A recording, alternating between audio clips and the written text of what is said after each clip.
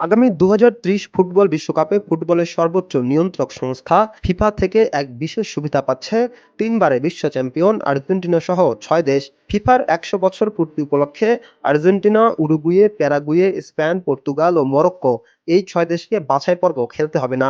ফলে স্বয়ংক্রিয়ভাবে ৩০ বিশ্বকাপে অংশ নেবে দলগুলো। ২০৩০ সালে ফুটবল বিশ্বকাপের আয়োজনের দায়িত্ব পড়েছে স্পেন, পর্তুগাল ও মরক্কোর উপর। আয়োজক দেশ হিসেবে দেশ তিনটি বাছাই পর্ব ছাড়াই সরাসরি বিশ্বকাপে অংশ নিতে পারবেন। আর ১৯৩০ সালে প্রথম বিশ্বকাপ অনুষ্ঠিত হয়েছিল উরুগুয়েতে। সেই ইতিহাসকে স্মরণ করতেই দক্ষিণ আমেরিকার এই তিন দেশকে শতবর্ষ উদযাপনের আয়োজক করা হয়েছে। তবে আর্জেন্টিনা একবার বিশ্বকাপের আয়োজন করলেও এখনও প্যারাগুয়ে কোনো বিশ্বকাপের আয়োজন করতে পারেনি। ফিফা মূলত এই সুযোগ দিয়েছে ২০৩০ বিশ্বকাপকে বিশেষভাবে আয়োজনের লক্ষ্যে। তারা টুর্নামেন্টটির ১০০ বছর পূর্তি উপলক্ষে অর্থাৎ শতবর্ষ উদযাপনের অংশ হিসেবে আর্জেন্টিনা, উরুগুয়ে ও প্যারাগুয়েতে একটি করে ম্যাচের আয়োজন করবে। ফিফা জানিয়েছে মূল ৩ আয়োজক এবং শতবর্ষ উদযাপনের ৩ আয়োজক মোট ৬ দেশের জাতীয় দলই সরাসরি ২০৩০ বিশ্বকাপের মূল পর্বে খেলবে।